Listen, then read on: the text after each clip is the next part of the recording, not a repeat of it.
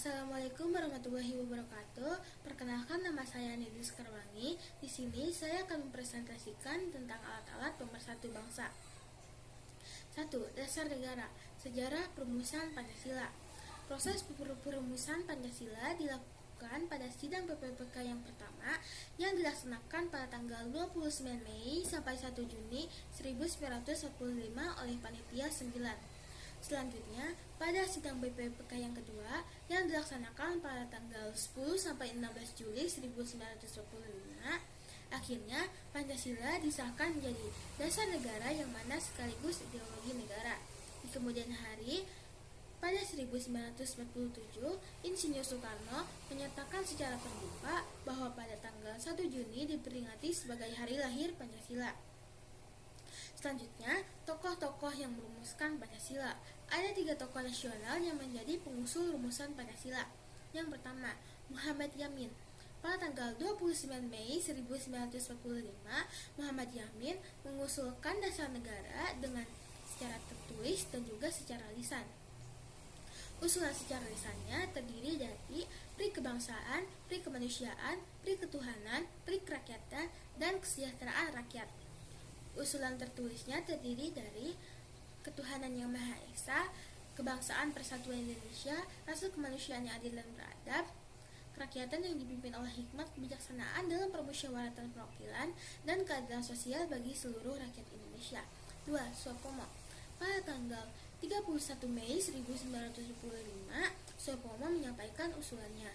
Usulan tersebut terdiri dari persatuan atau unitarisme, kekeluargaan, musyawarah, keadilan rakyat, dan keseimbangan lahir dan batin. Ketiga, Insinyur Soekarno. Pada tanggal 1 Juni 1945, Insinyur Soekarno menyampaikan usulannya. Soekarno memberikan usulan dasar negara dengan sebutan Pancadharma. Kemudian, usulan tersebut diubah menjadi Pancasila. Usulan tersebut terdiri dari kebangsaan Indonesia, kesejahteraan sosial, ketuhanan yang Maha Esa, internasional atau pri kemanusiaan, mufakat atau demokrasi. Selanjutnya, makna dan lambang Pancasila. Sila pertama yaitu bintang. Bintang menggambarkan cahaya, seperti cahaya yang berasal dari Tuhan kepada setiap manusia. Sila kedua yaitu rantai. Rantai memiliki makna bahwa bangsa Indonesia saling terkait erat, bahu-membahu, dan saling membutuhkan. Sila ketiga yaitu pohon beringin. Pohon beringin memiliki makna sebagai tempat berteduh, di mana semua rakyat Indonesia dapat berteduh di bawah naungan bangsa Indonesia. Sila keempat yaitu kepala banteng. Kepala banteng memiliki filosofi sebagai hewan yang suka berkumpul, ya, seperti halnya musyawarah. Sila kelima yaitu padi dan kapas. Padi dan kapas memiliki makna bahwa salah satu syarat utama menjadi negara yang adil adalah bisa mencapai kemakmuran. 2. Bendera merah putih sebagai bendera kebangsaan. Pada tahun 1928, sangsaka merah putih digunakan oleh para pemuda, pelajar, dan kaum nasionalis sebagai semangat juang untuk melawan para penjajah. Sangsaka merah putih dijahit oleh Ibu Fatmawati dan dikibarkan pertama kali saat proklamasi kemerdekaan pada 17 Agustus 1945. Yang pertama kali mengibarkan adalah Latif Hendraningrat, Sud Sastrokusumo, dan Surastri Karma Trimurti. Pertama kali dikibarkan di halaman rumah Soekarno dan Ibu Fatmawati di Jalan Pegangsaan Timur, nomor 56, Jakarta. Tinggi tiang bendera adalah 17 meter dan lebar bendera 3 meter dan panjang bendera 3 meter dan lebar bendera 2 meter. 3. Bahasa Indonesia sebagai bahasa persatuan. Bahasa Indonesia lahir pada tanggal 28 Oktober 1928, bertepatan dengan diadakannya pertemuan para pemuda Indonesia yang menghasilkan Sumpah Pemuda. Bahasa Indonesia sebelumnya berasal dari bahasa Melayu yang menjadi bahasa perhubungan di Nusantara. Bahasa Melayu digunakan di Nusantara sejak abad ke-7. Bahasa Melayu juga digunakan sebagai bahasa perdagangan oleh para pedagang di luar Nusantara. Bahasa Melayu menyebar bersamaan dengan menyebarnya agama Islam.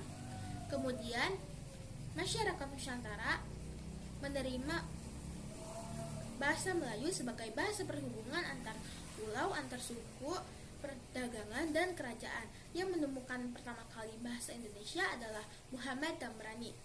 Keempat, lambang negara. Garuda adalah kendaraan Dewa Wisnu di agama Hindu. Garuda digambarkan dengan bersayap emas, berwajah putih, dan bersayap merah. Garuda digunakan sebagai lambang negara karena untuk menggambarkan bahwa bangsa Indonesia adalah bangsa yang besar dan negara yang kuat. Burung Garuda yang menoleh ke kanan karena pemikiran orang zaman dahulu yang ingin Indonesia menjadi negara yang benar dan bermaksud agar Indonesia tidak menempuh jalan yang salah. Selanjutnya, makna dan jumlah helai bulu. 17 helai bulu pada sayap kiri dan kanan melambangkan tanggal kemerdekaan Indonesia. 45 helai bulu pada leher melambangkan tahun kemerdekaan Indonesia. 19 helai bulu pada pangkal ekor melambangkan tahun kemerdekaan Indonesia. 8 helai bulu pada ekor melambangkan bulan kemerdekaan Indonesia. Selanjutnya, makna Bhinneka Tunggal Ika. Slogan ini diambil dari buku Sutasoma yang berarti berbeda-beda tetapi tetap satu jua. Slogan ini menjadi kekuatan bagi bangsa Indonesia karena memiliki perbedaan antar suku, ras, agama, dan budaya. Keempat, lagu kebangsaan Indonesia Raya. Lagu Indonesia Raya mulanya muncul dari pemikiran para pejuang bangsa, salah satunya Ki Hajar Dewantara. Ki Hajar Dewantara memikirkan kapan Indonesia akan memiliki lagu kebangsaannya sendiri. Kemudian pemikiran tersebut ditanggapi oleh W.R. Supratman. Ia kemudian mulai menciptakan lagu Indonesia Raya pada tahun 1924. Bahkan W.R. Supratman sempat ditangkap oleh Belanda karena mengaransemen lagu kebangsaan yang dapat mengunggah jiwa nasionalis para bangsa Indonesia. Lagu ini pertama kali diperdengarkan di Kongres Pemuda kedua di Batavia pada 28 Oktober 1928. Alat musik pengiringnya adalah tapa lirik dan biola. Izinkan saya untuk menyanyikan lagu Indonesia Raya 3 stanza. Indonesia tanah airku, tanah tumpah darahku. Di sanalah aku berdiri, jadi pandu ibuku. Indonesia kebangsaanku, bangsa dan tanah airku. Marilah kita berseru, Indonesia bersatu.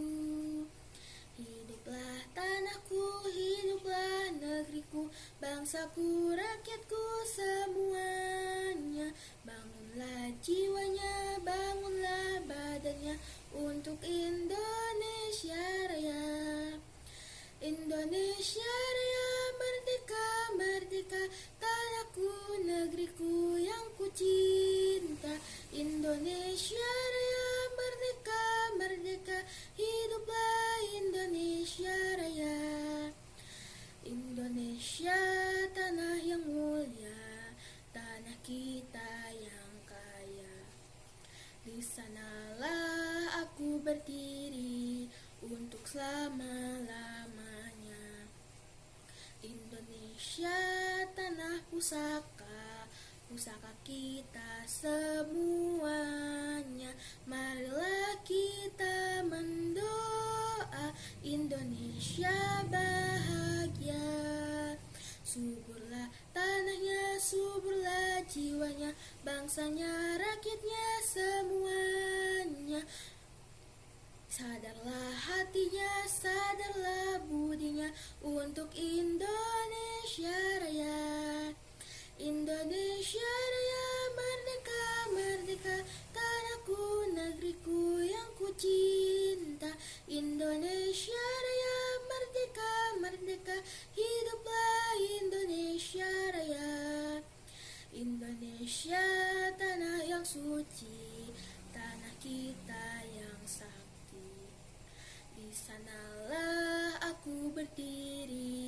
menjaga ibu sejati. Indonesia tanah berseri, tanah yang aku sayangi. Marilah kita berjanji, Indonesia abadi. Selamatlah rakyatnya, selamatlah putranya, pulaunya, lautnya, semuanya. Majulah negerinya, majulah pandunya untuk Indonesia Raya. Indonesia Raya merdeka, merdeka, tanahku, negeriku yang ku cinta. Indonesia Raya merdeka, merdeka, hiduplah Indonesia Raya. Keenam, lagu perjuangan. Sini saya memilih lagu Mengheningkan Cipta. Pencipta dari lagu Mengheningkan Cipta adalah Truno Prawit. Lagu Mengheningkan Cipta memiliki makna sebagai ungkapan rasa syukur. Maksudnya adalah rakyat Indonesia harus membacakan syukur kepada Tuhan Yang Maha Esa atas kemerdekaan yang telah diperjuangkan oleh para pahlawan bangsa. Izinkan saya untuk menyanyikan lagu Mengheningkan Cipta.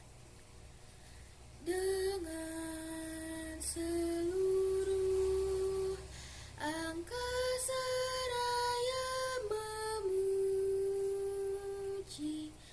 pahlawan negara, nan gugur remaja diriban bendera, bela nusa bangsa.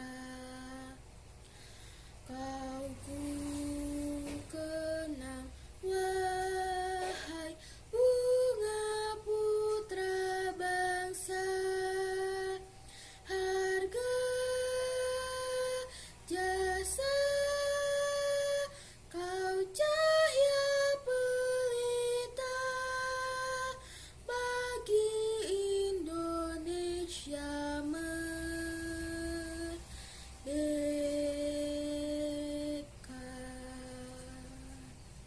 Sekian presentasi dari saya. Mohon maaf bila ada kata yang salah. Wassalamualaikum warahmatullahi wabarakatuh.